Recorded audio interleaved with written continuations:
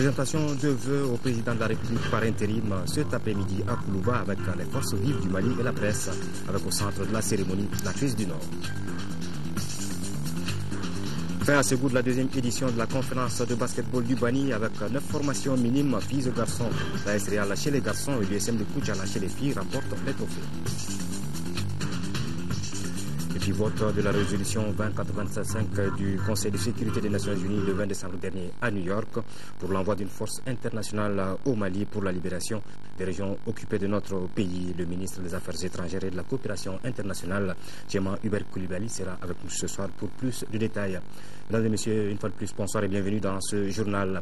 Comme vous le savez, tous les mercredis, il y a le Conseil des ministres qui se tient.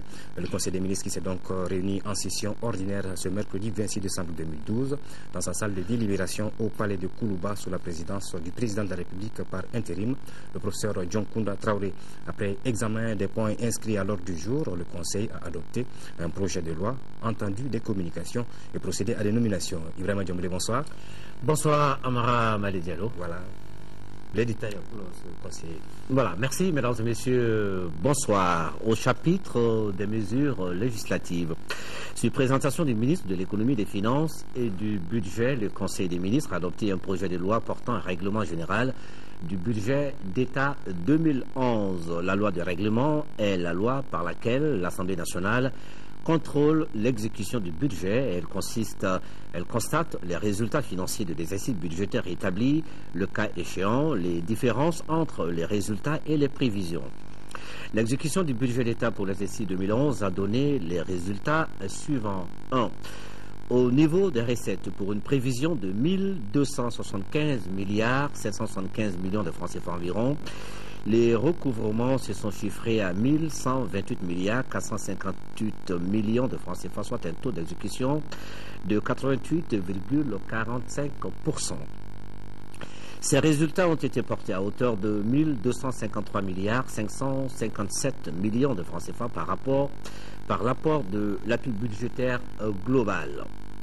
Les recettes réalisées au titre du budget général, y compris les aides budgétaires, se chiffrent à 1244 milliards 888 millions de francs CFA pour une prévision de 1265 milliards 655 millions de francs CFA, soit un taux de réalisation de 98,36%. 2. Au niveau des dépenses, pour des prévisions de 1423 milliards 745 millions de francs CFA, le budget a été exécuté en dépenses à hauteur de 1268 milliards 883 millions de francs CFA, soit un taux d'exécution de 89,12%. L'exécution du budget d'État 2011 a dégagé un déficit de 141 milliards 605 millions de francs CFA contre un déficit prévisionnel de 149 milliards 970 millions de francs CFA. Le déficit a été couvert par les aides budgétaires et les emprunts. Au chapitre des mesures individuelles, au titre de la présidence de la République, le Conseil des ministres a été informé de la nomination de M. Ousmane Sy en qualité de secrétaire général de la présidence de la République. Le Conseil des ministres a procédé aux nominations suivantes. Au titre de la primature, contrôleur des services publics, M. Mama Djenepo, administrateur civil. Au titre du ministère de la Défense et des anciens combattants, haut fonctionnaire de défense auprès du ministère de l'Enseignement supérieur et de la Recherche scientifique, colonel-major Issa Ould Issa. Haut fonctionnaire de défense auprès du ministère de l'Énergie et de l'Eau, lieutenant-colonel Mamadou Keïta. Haut fonctionnaire de défense auprès du ministère de l'Élevage et de la Pêche, colonel-major Djigiba Toumani Sididi. Au titre du ministère de la Justice, conseiller technique, M. Djougal Sissé, magistrat. Chargé des missions, M. Alassane Diarra, journaliste. Au titre du ministère de la Jeunesse et des Sports, secrétaire général, Seydou Dawa, inspecteur de la Jeunesse et des Sports, chef de cabinet, M. Gourou Sidi Ali Diallo, manager de projet de développement, conseiller technique, M. Sekou Touré, administrateur de l'action sociale, M. Boubacar Traoré, inspecteur de la jeunesse et des sports, Mme Si Fatmata M. Babi, professeur de l'enseignement secondaire, Madame Salamatou Maïga, administrateur de l'action sociale, Monsieur Moussa Mouriké Traoré, professeur de l'enseignement supérieur, chargé de mission, Monsieur Mamadou Baba Traoré, juriste, Monsieur Moussa Bouli, journaliste, Monsieur Abdoulaye Touré, sociologue. Au titre du ministère des Affaires religieuses et du culte chargé de mission, M. Cheikh Abdourahmane Maïga, juriste. Au chapitre des communications, au titre du ministère de Mali de l'Extérieur et de l'intégration africaine, le Conseil des ministres a examiné une communication relative à l'état de la mise en œuvre du processus du mécanisme africain d'évaluation par les pairs MAEP au Mali, suite à la réunion du comité de coordination du 20 décembre 2012. Le mécanisme africain d'évaluation par les pairs MAEP est un mécanisme d'évaluation auquel les États membres de l'Union africaine adhèrent volontairement. Le mandat du MAEP consiste à s'assurer que les politiques et pratiques dans les États partis sont conformes aux normes et valeurs convenues dans les domaines de la gouvernance politique, de la gouvernance économique et de la gouvernance des entreprises, ainsi qu'en matière de développement socio-économique.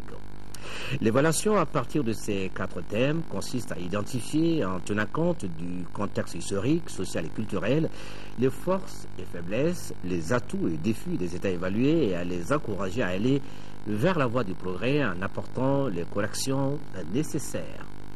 À la suite de l'auto-évaluation et de l'évaluation externe du Mali menée par une équipe d'experts africains, la Commission nationale de gouvernance du MAEP mise en place pour le suivi et l'évaluation du plan d'action 2010-2014 a élaboré son premier rapport qui n'a pas encore été examiné par le chef d'État du MAEP.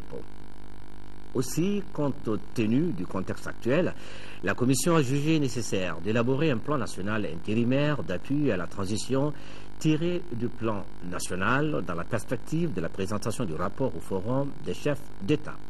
Ce plan d'action 2013-2014, articulé autour d'un certain nombre d'axes prioritaires totalement définis, vise notamment à améliorer le système judiciaire en vue d'aider à la restauration de la confiance entre la justice et les justiciables, aider à la promotion et la protection des droits des femmes et des enfants dans le contexte actuel de crise, appuyer les structures de contrôle de la gestion des finances publiques pour une meilleure synergie d'action et d'efficacité dans la lutte contre la corruption et le blanchiment d'argent. Voilà ce qu'il fallait réussir donc du Conseil des ministres de ce mercredi. Merci Ibrahim Diombele. La suite de ce journal, nous restons à Koulouba avec cette audience.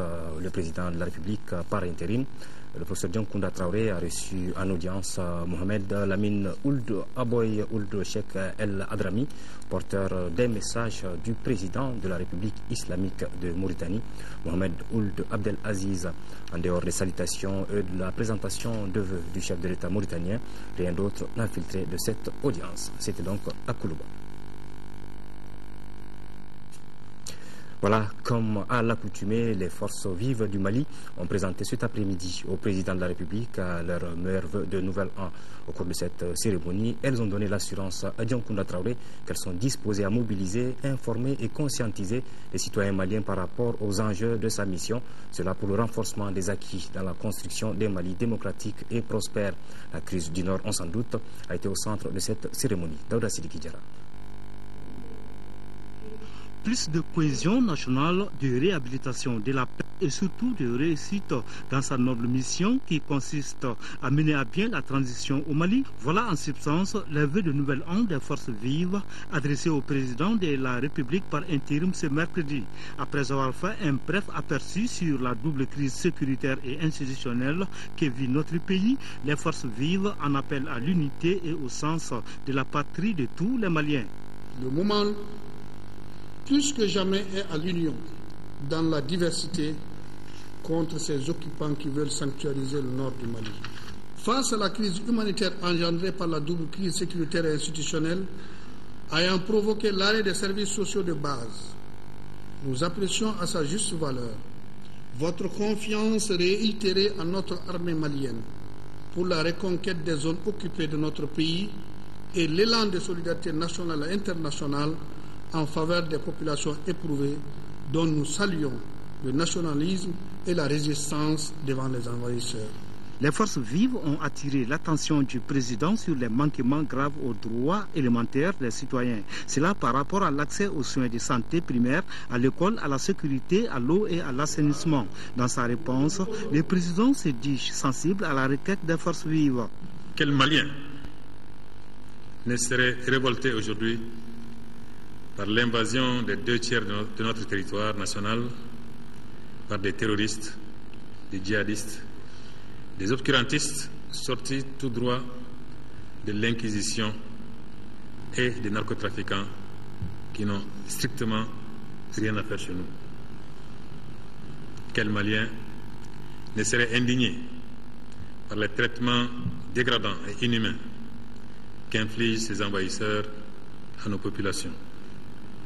Aucune religion, aucune croyance, ni aucune cause, quelle qu'elle soit, ne peuvent justifier qu'on humilie, qu'on viole, qu'on mutile et qu'on tue son prochain.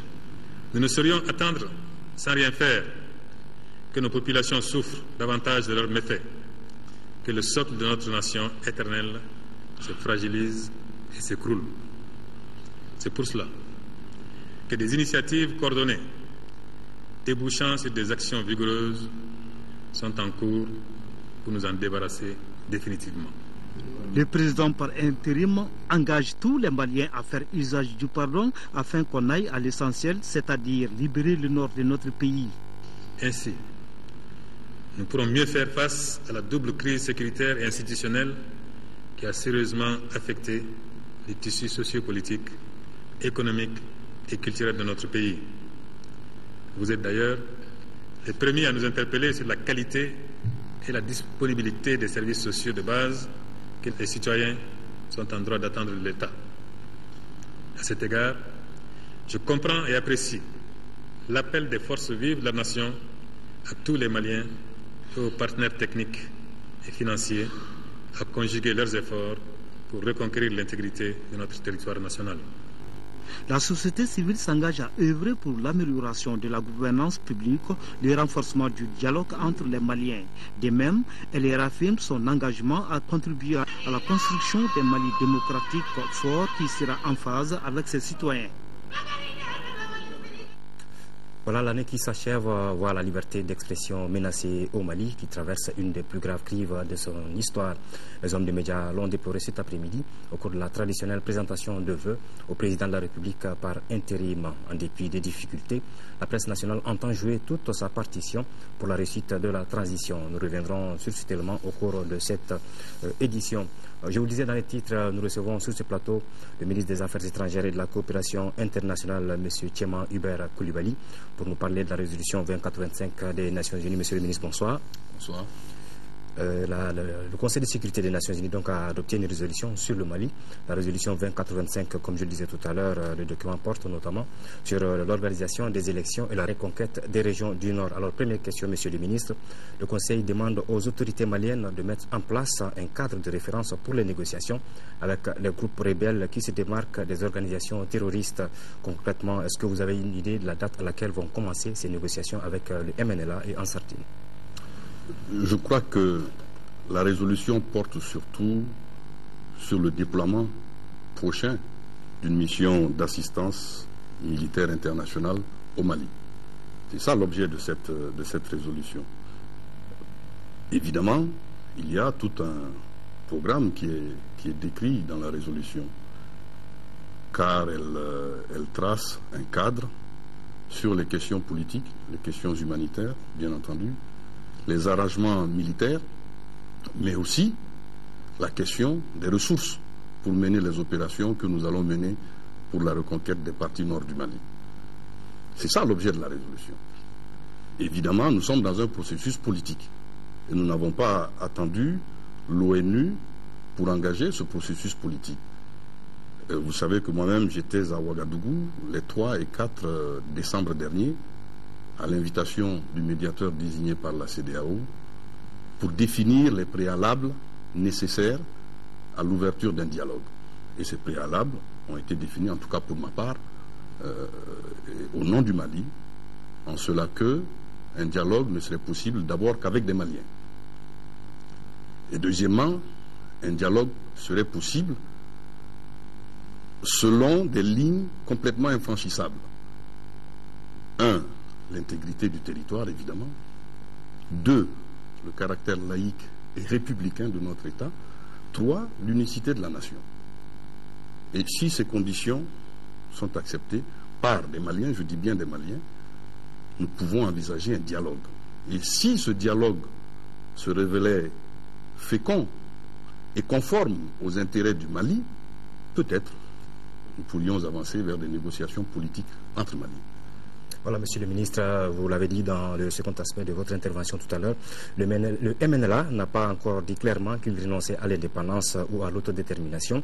Et en Sardine tient toujours à appliquer la charia, ne serait-ce que sur une partie du territoire. Est-ce que dans ces conditions, les négociations sont possibles? Encore une fois, ce que je vous ai dit, c'est que nous sommes à la définition des préalables au dialogue. Il est évident que la constitution du Mali fait de notre pays un État laïque. Et nous sommes une république. Cela est clair. Donc, nul ne peut imposer à qui que ce soit une croyance quelconque. Deuxièmement, la constitution du Mali consacre les limites de notre territoire. Et il n'y a aucune autorité au Mali qui puisse recevoir un mandat pour aller discuter d'une partition, ne serait-ce d'un centimètre de ce territoire. Cela est totalement exclu. Si des groupes armés, politiques ou rebelles, appelez-les comme vous voulez, sont dans une telle logique, il est évident qu'aucune négociation n'est possible sur ces thèmes-là. Je dis bien les thèmes de la laïcité, les thèmes de l'intégrité du territoire et de l'unicité de notre nation. Monsieur le ministre, peut-on dire aujourd'hui qu'il n'y a aucun obstacle au déploiement de la force internationale, la MISMA? Je dirais mieux que ça. Il n'y a pas d'obstacle, il y a même une autorisation. L'Organisation des Nations Unies, par la résolution 2085, autorise le déploiement d'une force militaire internationale pour assister, je dis bien assister, le Mali. Ça veut dire que nous sommes nous-mêmes en première ligne. Il ne s'agit pas d'organiser les forces maliennes, il s'agit d'organiser les amis du Mali et ceux qui veulent nous accompagner dans notre combat pour la liberté, de nous aider afin de mener à bien cette opération-là. Donc, ça a été autorisé par les Nations Unies. Et deuxièmement, il faut savoir, contrairement à ce que j'entends par-ci et par-là, que cette résolution fixe bien le cadre des ressources nécessaires pour cette opération. J'ai entendu dire qu'on ne sait pas qui va financer, qui va contribuer, mais la résolution autorise tous les États intéressés par cette opération à contribuer au fonds spécial qui va être mis en place. Et la résolution va plus loin. Elle autorise tous les États membres, et même au-delà des États membres, de contracter avec le Mali, si je puis m'exprimer ainsi, dans le cadre d'accords bilatéraux, pour aider le Mali à entrer en possession des moyens et des ressources qui peuvent lui permettre de mener son combat. C'est extrêmement important. Et j'observe aussi dans les commentaires que j'entends par-ci et par-là que la résolution ne donne pas de calendrier. On ne sait pas quand est-ce que ça va commencer. Mais de quoi parlons-nous? Nous parlons d'opérations militaires. Avez-vous jamais entendu des responsables politiques ou militaires donner des dates par rapport aux actions qu'ils entendent mener ou donner des lieux par rapport auxquels ils vont attaquer? Non, ça ne se fait pas. On ne parle pas de plan militaire sur les médias. Ça, ce sont des secrets de défense. Donc, ne comptez pas sur nous, ne comptez pas sur les Nations Unies pour divulguer le détail des plans qui ont été travaillés, souvenez-vous-en, par les chefs militaires maliens, les chefs militaires de la CEDEAO, un plan d'opération qui a été adopté par l'Union africaine et envoyé aux Nations Unies. Et c'est ça qui nous a conduit à la résolution 2085. Monsieur le ministre, nombreux sont ceux qui pensent que l'armée malienne peut, elle seule, aller à la reconquête des régions du Nord si elle est bien équipée et bien formée. Vous pensez le même avis? La résolution appelle aussi les États membres à accompagner la reconstruction et des moyens opérationnels de notre armée. La résolution appelle les États membres à contribuer pour que l'armée malienne, non seulement, comme je le disais, voit ses moyens opérationnels renforcés, mais aussi d'un point de vue même de la doctrine, que nous puissions aujourd'hui reconstruire une armée républicaine qui soit au service du Mali, mais aussi de la liberté dans notre sous-région. Parce que ce qui se passe au nord du Mali, il faut bien le savoir, ça ne concerne pas que le Mali. Ça ne concerne pas que le Mali. C'est une menace qui s'adresse à toute la sous-région et même au-delà de la sous-région. C'est pour ça que des grands pays, beaucoup plus puissants que nous, se sont rangés de notre côté pour faire aboutir cette résolution. Il faut savoir apprécier ce qui s'est passé. Cette résolution est très importante. Elle est très importante parce que, pour une fois, un des pays membres permanents du Conseil de sécurité, à savoir la France, s'est battu pendant des mois pour la faire aboutir. Et, ce faisant, a fait prévaloir le point de vue du Mali. C'est extrêmement important. J'observe aussi, si vous me le permettez, j'entends dans les commentaires sur certaines radios qu'il est fait mention des élections. Mais évidemment, il est fait mention des élections. Il faudra bien à un moment donné que nous puissions organiser des élections. Et justement, Monsieur le ministre, par rapport à cet aspect des élections, la résolution 2085 demande aux autorités maliennes d'organiser les élections avant la reconquête des régions du Nord. Est-ce pas là un paradoxe? Vous m'excuserez, mais il faut bien lire la résolution. La résolution ne dit pas d'organiser les élections avant la reconquête.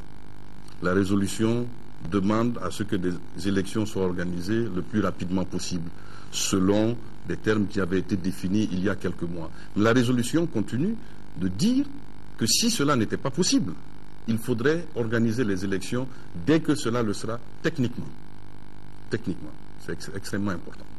Alors, le point de vue du gouvernement du Mali. Le président de la République a donné des indications sur cette question des élections il y a déjà bien longtemps. Le président a dit que tant qu'un centimètre de notre territoire serait occupé, il n'est pas envisageable pour nous, gouvernement du Mali, d'organiser des élections. Cela me semble clair. Et nous ne pouvons pas aujourd'hui accepter que des élections se tiennent pendant qu'à Gao, à Kidal ou à Tombouctou, nos compatriotes ne peuvent pas voter. Croyez-nous, cela n'arrivera pas. Nous allons reconquérir et après nous organiserons les élections. C'est bien clair. Voilà, vos derniers mots, Monsieur le ministre, et certainement vos voeux à l'endroit du peuple malien en cette fin d'année 2012. Je voudrais que pour 2013, notre pays puisse retrouver sa sérénité et son unité. Je voudrais que les Maliens continuent à être fiers de leur pays et continuent de croire en leur pays. Le gouvernement, sous la conduite du Premier ministre et sous l'autorité du Président de la République, fera de son mieux pour se montrer digne de la mission qui lui a été confiée. Croyez-moi, nous sommes un grand pays. Les grands défis sont imposés aux grands pays. Les grands défis sont imposés au grand peuple. Et le Mali est un grand peuple. L'image que nous avons montrée ces derniers mois, c'est vrai, n'est pas une image réjouissante, mais le Mali vaut mieux que tout ça. Je voudrais que nos compatriotes s'en convainquent et cela nous permettra d'avancer plus vite. Mais croyez-nous, ce territoire sera reconquis, le Mali retrouvera son unité. Et je voudrais, par la même occasion, souhaiter une bonne année à tous, mais aussi demander que nous ayons une pensée pieuse pour ceux qui sont morts et nous adresser à ceux qui subissent une loi barbare, ignoble, inhumaine, qui n'a rien à voir avec la religion dans le nord du Mali, et leur dire que le moment viendra où les Maliens se remettront debout pour reconquérir leurs droits. Et ceux qui devront être poursuivis seront poursuivis. Ceux qui devront être combattus seront combattus. Merci, Monsieur le ministre. Je rappelle que M. Thiéman Hubert Coulibaly, ministre des Affaires étrangères et de la coopération internationale, était avec nous ce soir pour plus de détails par rapport à la résolution 2085 votée par le Conseil de sécurité des Nations Unies. On va poursuivre ce journal avec le ministre de la Communication, porte-parole du gouvernement, qui a reçu en audience cet après-midi le secrétaire général de l'Union internationale des télécommunications, le Dr Amadoune Touré. Au cours de l'audience, les deux personnalités ont échangé sur les difficultés qui affectent le monde de la communication au Mali. Un accent particulier a été mis sur la numérisation de l'ORTM. Notre compatriote a rassuré le ministre de sa disponibilité à œuvrer aux côtés des autorités maliennes pour atteindre des objectifs en matière de numérisation. Il a aussi adressé un message de cohésion sociale pour faire face à la crise que traverse notre pays. Amadou Ntouré, à sa sortie d'audience, est au micro de Moussa Fani. Je suis de passage à Bamako, donc il était normal que je vienne voir le ministre de la Communication, partager avec lui mes sentiments et surtout ma vision de l'avenir, surtout dans le domaine des communications. Donc j'étais très agréablement reçu par le ministre et qui a aussi partagé avec moi certains des problèmes dont fait face le monde de la communication aujourd'hui. Sur leur thème, nous avons des programmes de numérisation sur le plan mondial et évidemment aussi des problèmes d'équipement suite à tous les événements qui se sont passés dans ce pays-là. Et en tant que Malien, évidemment, j'ai un message. Je suis passé, comme tous les Maliens, par les mêmes phases d'indignation, de honte, d'énervement. Je me crois, comme tous les Maliens, dans un rêve, un cauchemar. Et on se dit que ça va prendre fin. Mais évidemment, quelqu'un comme moi qui a voyagé beaucoup dans le monde entier se rend compte que tous les peuples, tous les pays passent par leurs moments difficiles, par des hauts et des bas. C'est notre tour maintenant, le Mali. Et j'espère surtout que ça va finir. Mais il est important que les Maliens se regroupent, qu'ils se retrouvent ensemble et qu'ils essaient de parler le même langage. C'est mon message. Vraiment, c'est un message d'espoir. Je suis sûr que cela viendra. Mais quand même, c'est difficile maintenant pour nos parents qui sont dans le Nord. Voilà, retour sur ce communiqué de presse. Le ministre des Affaires étrangères et de la coopération internationale, son Excellence M. Thiéman Hubert Coulibaly, convie la presse nationale et internationale à la conférence de presse qu'il animera demain, jeudi 27 décembre 2012, à partir de 11h dans la salle de conférence de son département. À cet effet, un bus sera disponible au niveau du parc zoologique pour assurer le transport des participants à 10h30. La présence massive de toute la presse est vivement souhaitée. L'année qui s'achève, je vous le disais, voit la liberté d'expression menacée au Mali, qui traverse une des plus graves crises de son histoire. Les hommes des médias l'ont déploré cet après-midi au cours de la conférence de présentation de vœux au président de la République par intérim. En dépit des difficultés, la presse nationale entend jouer toute sa partition pour la réussite de la transition. Ibrahima Traoré. 2012, une année d'épreuve pour le Mali, mais aussi pour la grande famille de la communication. Elle l'a fait savoir au président de la République par intérim. Les hommes de médias estiment que la presse nationale se sent mal et continue d'être maltraitée par des individus inconnus, ce qui menace du coup la liberté d'expression dans le pays. Il n'y a pas de démocratie sans liberté d'expression. C'est pourquoi, Excellence, l'instance que je dirige a condamné avec la dernière rigueur les interpellations abusives, les intimidations, le saccage de radios privées, les enlèvements et les atteintes à l'intégrité physique de certains journalistes dans un passé très récent. Faisons l'effort d'agir ensemble et de regarder dans la même direction. Plus que jamais, nous devons rester unis. Qu'aucun acte posé publiquement par les uns et les autres ne soit subordonné à une arrière-pensée cachée au service d'ambitions personnelles. Les hommes de médias souhaitent l'assainissement du paysage médiatique. Le secteur, déplore-t-il, manque de plus en plus de professionnels. L'urgence de former les journalistes s'impose, surtout en ce moment critique de l'histoire du Mali. La presse malienne est riche en radios de proximité et journaux. Et son nombre impressionnant de journalistes, d'animateurs et de communicants. La quantité, elle, dans notre secteur ne se discute plus. Nous l'avons gagné cette bataille. Il s'agit maintenant de celle de la qualité. Nous sollicitons bien entendu un accompagnement soutenu de l'État. Le président de la République affirme prendre bonne note des préoccupations évoquées par les uns et les autres. Dioncounda Traoré dit être sensible aux difficultés que traverse actuellement la presse pour avoir personnellement vécu des instants similaires comme journaliste. Mais le patriotisme demande à tous, affirme-t-il, de braver cette période exceptionnelle. J'en suis d'autant plus peiné que j'ai été moi-même un circonstanciel journaliste militant dans les années 90-91. En effet, à l'époque, j'ai été directeur de publication du journal Alternance. Le contexte sociopolitique d'alors était très contraignant. Avec d'autres camarades engagés, nous avons pu affronter les contraintes qui entravaient insidieusement la liberté d'expression. C'était un moment inoubliable où les démocrates aspiraient à l'ouverture politique et mettaient sans relâche le salutaire combat pour l'instauration d'une véritable démocratie pluraliste au Mali.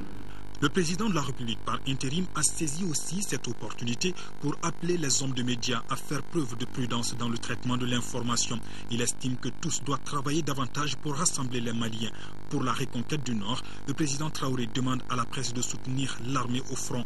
Concernant les élections à venir, il appelle simplement au respect des principes d'éthique et de déontologie.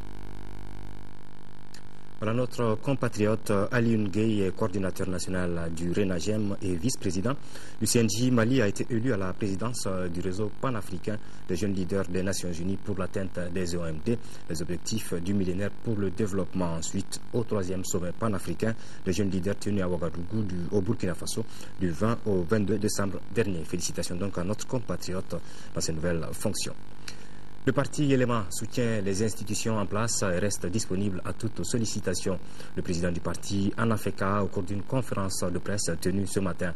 La libération du Nord, l'organisation des élections et bien d'autres questions ont été également abordées. Alousseni Touré. Face à la presse, Moussa Mara n'a pas fait mystère de ses analyses sur la situation sociopolitique et sécuritaire de notre pays.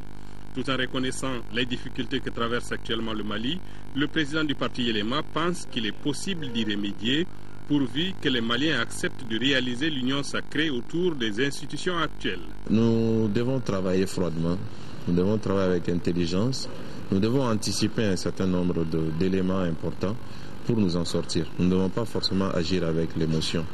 Et je dis nous en sortir pour nous, c'est d'abord tenir compte du fait que le Mali est un indivisible. Et donc l'intégrité du territoire, le recouvrement de la souveraineté du Mali sur l'ensemble du territoire doit être la priorité numéro 1 du pays.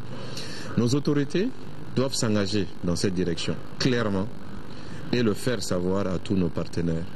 Ils doivent s'engager en privilégiant la négociation, en privilégiant aussi l'emploi de la force armée. Cette conférence de presse intervient au sortir de la conférence nationale du parti Yéléma à Koulikoro. Le président est convaincu que fort de son implantation, Yéléma peut réaliser ses objectifs de changement de la société malienne. S'agissant des élections à venir, le parti Yéléma les souhaite avec la biométrie, mais pas sans les régions nord libres. Collecte de 100 millions de francs CFA et 100 000 poches de sang. C'est l'objectif de l'opération Démission Djoyoro, la contribution de la jeunesse, qui sera lancée le 20 janvier 2013. L'information a été donnée ce matin ici à Bamako au cours d'une conférence de presse animée par le coordinateur du projet. Cette initiative de plusieurs fédérations et associations de jeunesse du Mali vise à contribuer à l'amélioration des conditions de vie des forces armées. Elle s'inscrit dans le cadre des préparatifs de la reconquête des régions du septentrion malien sous occupation depuis des mois. Agali Agissa. Consciente de son rôle dans la libération des régions du Nord, la jeunesse malienne veut contribuer à l'amélioration des conditions de vie des forces de défense et de sécurité. Et cela à travers une opération dénommée Démission Djoyoro, ou contribution de la jeunesse malienne à l'effort de guerre.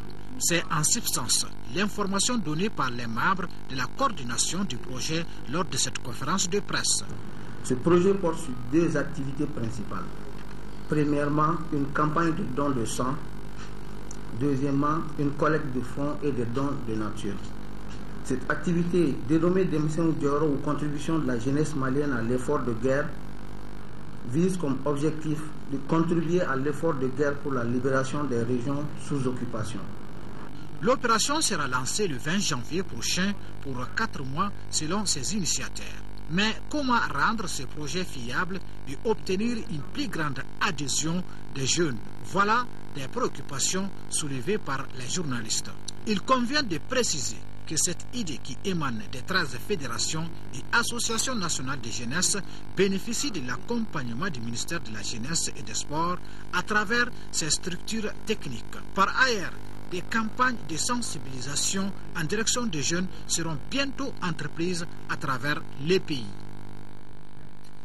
Le ministre de l'administration territoriale, de la décentralisation et de l'aménagement du territoire convie en réunion les membres du comité de pilotage de l'audit, du fichier consensuel et de l'évaluation du RAVEC et ceux du comité technique dans la salle de conférence de son département le jeudi 27 décembre 2012 à 10 heures précises en vue de l'examen du rapport provisoire de la mission d'audit.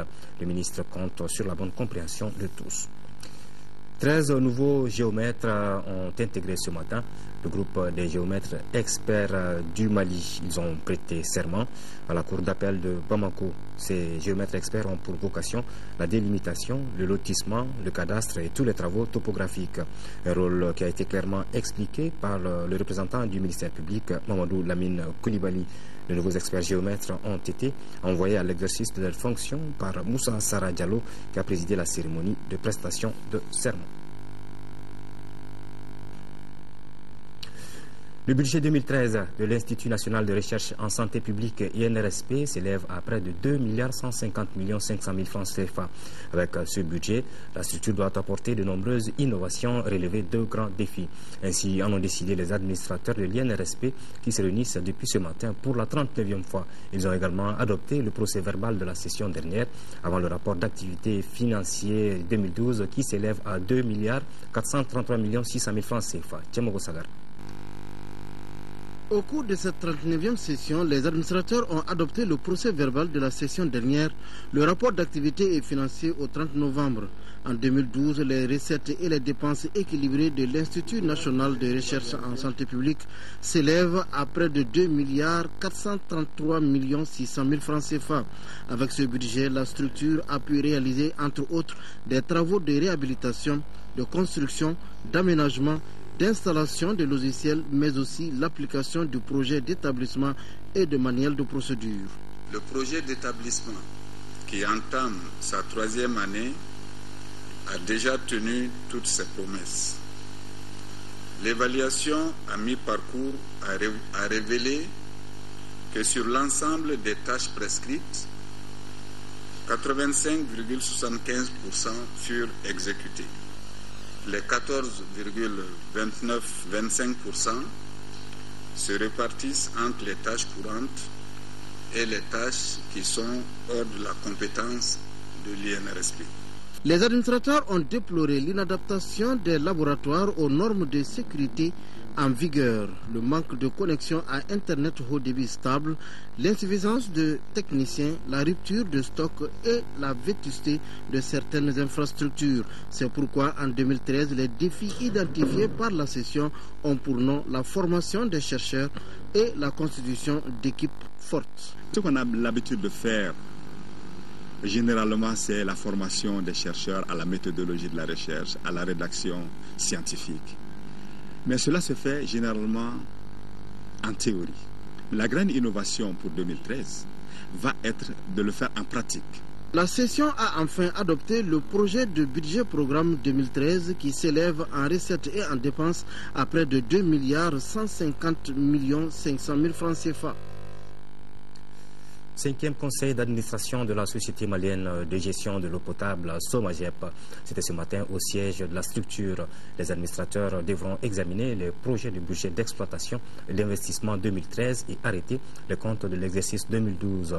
On peut retenir que malgré la situation sociopolitique du pays, la SOMAGEP a enregistré d'importantes avancées, notamment en garantissant la continuité du service clientèle. Ndeye Sissoko.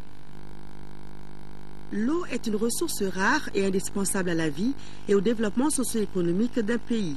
L'alimentation, la santé et toutes les activités humaines dépendent de sa disponibilité en quantité et qualité suffisante.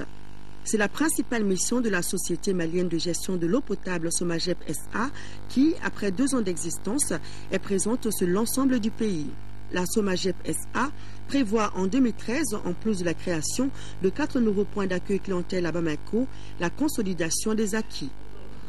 L'exercice 2013 sera singulièrement marqué par le renforcement de la capacité de production des installations par les nouveaux projets structurants réalisés par la Société de patrimoine, la Somagep SA. Deuxièmement, l'achèvement de l'internalisation de la gestion clientèle par la clôture et l'implémentation du logiciel de gestion intégré ERP et la création des nouveaux points d'accueil clientèle. Quant aux perspectives 2013, elles s'accentueront autour des augmentations des capacités de production. Le volume d'eau produite sera de 92,8 millions de mètres cubes, en augmentation de 3,10% par rapport à 2012. Le taux de facturation sera de 74,5%, en augmentation de 4,69% par rapport à 2012. En ce qui concerne le budget d'investissement, il s'établit à 3,67 milliards de francs CFA. Il convient également de noter que malgré la crise, les populations des régions du Nord sont alimentées correctement en eau et cette consommation ne fait l'objet d'aucune facturation, ce qui est un manque à gagner pour la société qui souhaite néanmoins faire preuve de solidarité. S'agissant d'une augmentation des tarifs, les consommateurs peuvent se rassurer. Il reste de 113 francs CFA le mètre cube pour la tranche sociale, un tarif parmi les plus bas de la sous-région. Un autre conseil d'administration, la 4e et dernière du district. Les travaux ont démarré ce matin avec comme préoccupation principale l'insécurité grandissante dans le district de Bamako. La session fera également le compte-rendu du sommet d'Africité tenu à Dakar au Sénégal. Aïssata Ibrahim Maïga. Cette 4e session du Conseil du district passera en revue l'évolution de la mise en œuvre de l'amélioration des recettes et le compte-rendu du 6e sommet d'Africité tenu du 4 au 8 décembre dernier à Dakar. La dernière session de l'année met un accent particulier sur l'insécurité grandissante dans le district et les voies et moyens pour l'éradiquer. Bamako aujourd'hui, plus de 2 millions d'habitants, avec un rythme de croissance le plus élevé d'Afrique, pose alors d'énormes défis à relever. Cette pression démographique engendre un phénomène d'insécurité qui nous interpelle tous. La sécurité est un bien public, un élément indispensable au développement de la ville. C'est pour cette raison que l'implication de chaque conseiller, de chaque citoyen s'avère nécessaire afin que nous puissions reconnaître la paix et la quiétude. D'où la présence des principaux responsables de la sécurité du district à cette session. Dans ces derniers temps, suite aux événements qui sont survenus, la situation sécuritaire s'était un peu dégradée. Ce qui a préoccupé les autorités, on organise en commun des patrouilles de grandes envergures. Ensuite, chacun à son niveau effectue des patrouilles sectorielles qui sont des patrouilles continues de tous les jours. Certainement que ce conseil va apporter de nouvelles idées pour une nouvelle vision à la cité des Trois Caïmans cette veille de Nouvel An. Yirimadio dispose depuis ce matin d'une unité de récupération nutritionnelle intensive Ureni. Cette structure sanitaire prendra en charge les cas de malnutrition aiguë sévère avec complications chez les enfants de moins de 5 ans logés dans l'enceinte du centre de santé communautaire de Yirimadio. L'unité devra contribuer à la lutte contre la malnutrition ou la faim invisible. La réalisation de ce service s'inscrit dans le cadre du projet intégré d'appui à la lutte contre la malnutrition. Ramata Konaté a suivi cette cérémonie d'inauguration. Voici son reportage. Avec l'inauguration de l'unité de récupération nutritionnelle intensive, en abrégé URENI, c'est un nouvel espoir qui naît à Yirimadio, en commune 6 du district de Bamako. L'unité devra s'occuper de la prise en charge des cas de malnutrition sévère avec complications chez les enfants de 0 à 5 ans. Ces enfants y seront hospitalisés pendant 1 à 2 semaines pour suivre des traitements médicaux nutritionnels. Le traitement nutritionnel ici, ça se fait avec le lait. Donc il y a 2 sortes de lait, le lait F75 et le lait F100. Donc après, le lait F75, donc après ça, le lait F100. Donc c'est avec ce lait que l'enfant commence à prendre du poids. Donc maintenant, à travers ce lait, si l'enfant a le lait F100, donc on essaie d'introduire le plan pinote. Donc pour que si l'enfant prend le plan pinote, que l'enfant n'a pas d'autres problèmes, Donc l'enfant quitte maintenant à l'Uranie. Tout est gratuit, même les repas des accompagnants, c'est gratuit. Une gratuité rendue possible grâce à l'ONG Action contre la faim en collaboration avec les autorités sanitaires. Ce projet Uranie a été financé entièrement par l'ACEF à l'auteur de 8 466 693 francs CFA avec l'offre de l'ancien bâtiment comme contribution de l'ASACO. La réalisation de cette unité à Yirimadio s'explique par la fréquence des cas de malnutrition dans la zone. De février à novembre dernier, par exemple, le CESCOM a enregistré 207 cas de malnutrition aiguë sévère, dont 10 cas compliqués. Ce fléau est à combattre puisqu'il a des conséquences néfastes sur l'épanouissement de l'enfant. La malnutrition compromet gravement et irrémédiablement le développement physique et intellectuel de ces enfants. Elle compromet leur chance de bien apprendre à l'école et plus tard d'accéder à un emploi. L'Uranie de Yirimadio a une capacité d'accueil de 6 lits d'hospitalisation. On va boucler cette édition avec du sport, du basketball notamment.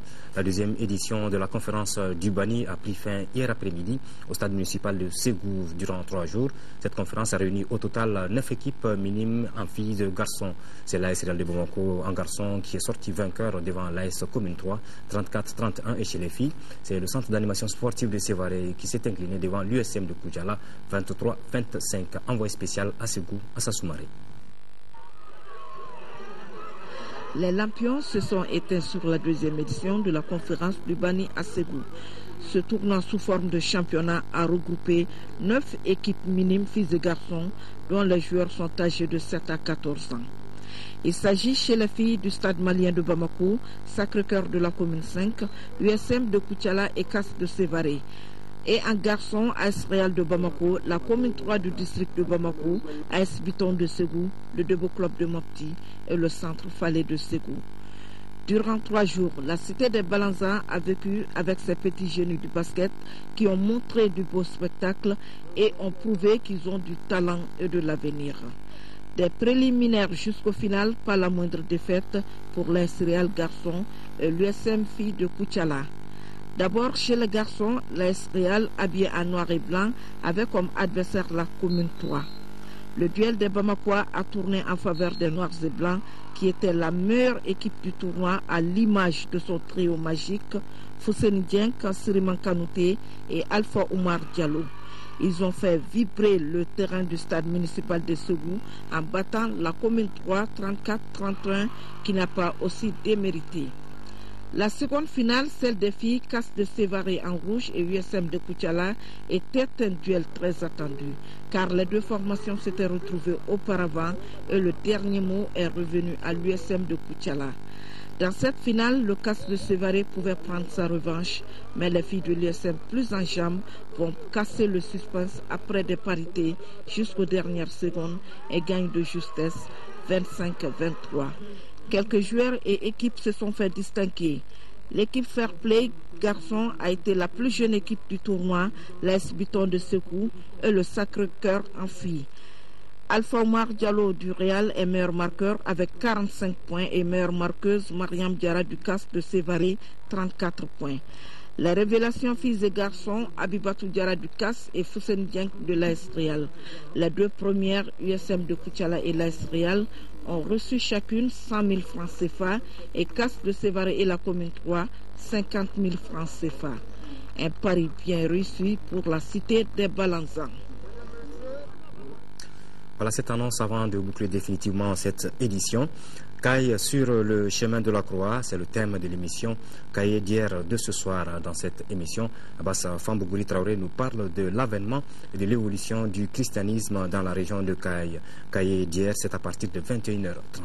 Voilà, c'est tout pour cette édition. Merci de l'avoir suivi. Demain, 10h, 13h, Mohamed de Touré. Je serai là pour les éditions du soir en attendant. Et on s'en cesse pour nos compatriotes vivant dans les régions du Nord sous occupation. Une pensée de soutien et de réconfort. Merci, à demain.